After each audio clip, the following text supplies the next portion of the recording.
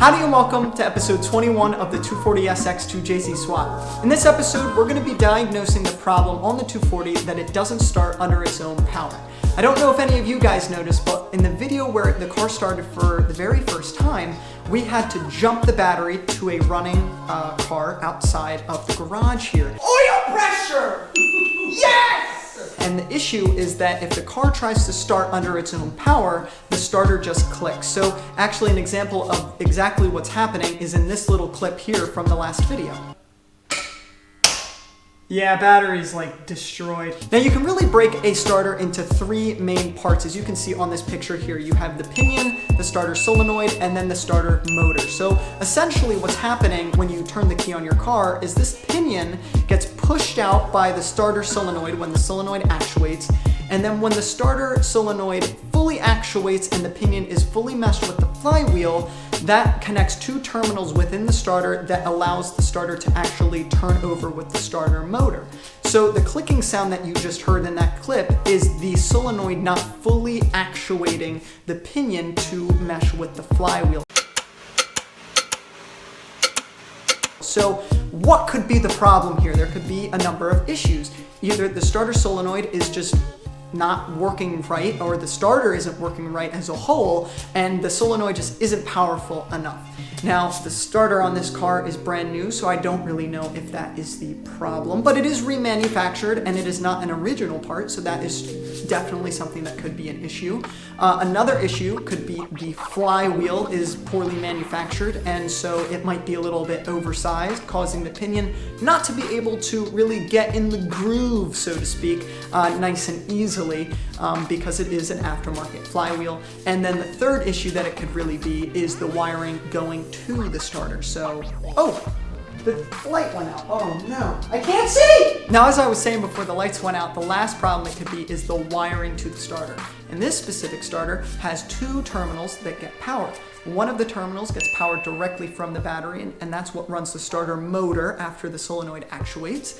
And the other terminal is the starter signal wire, which is what gets power after you turn the key to start cranking the car. That's what actuates the solenoid. So I know that the one terminal is definitely not the problem, the one coming directly from the battery, because it's coming directly from the battery. I checked resistance, I checked to make sure that at the starter it's got full voltage from the battery, no voltage drop, so that one is good. So the only thing that it could really be is the starter signal wire. So the very first thing I'm going to try to solve this issue is the easiest option, which is doing something called a starter relay mod, which will be adding a relay to that starter signal wire, because what can happen is maybe the starter relay that's in the fuse box over there isn't up to par, or something's wrong with the wiring harness where that starter signal wire isn't really getting the full juice that it needs to actuate that solenoid.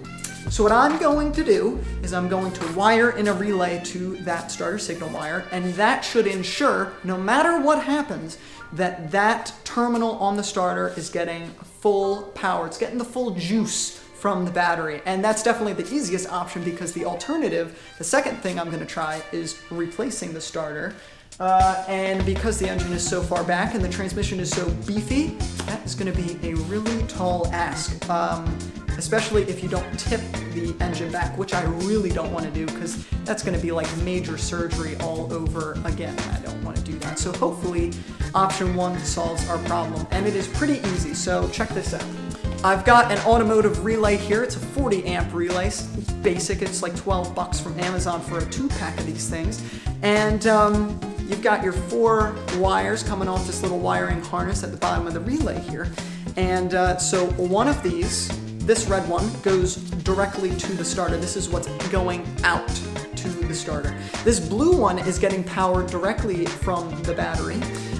This wire is going to ground, and then this white wire is what is getting the incoming signal from the starter signal wire. So that was what originally was going to the starter, but now that signal is going to go into this relay, and the relay does some magic and it outputs full volts directly from the battery. So what did I say?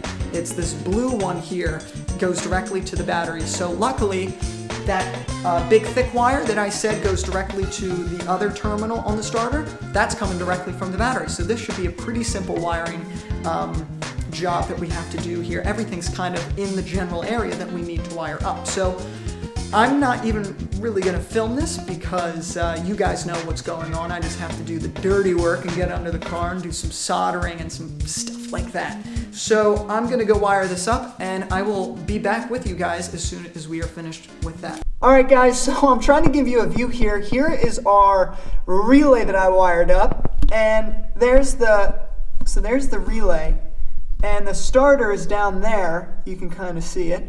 And it's just wired up to that trigger wire, like I said, with all the connections that I had told you about earlier.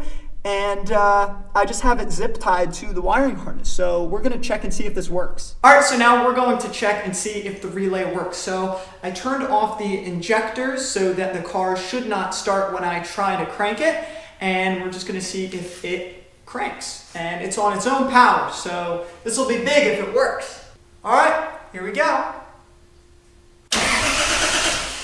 All right, so it seems to work. I'm going to turn on the radiator fans and draw a lot of current from the battery and see if it still cranks over. And if it does, I think we may have solved the problem here.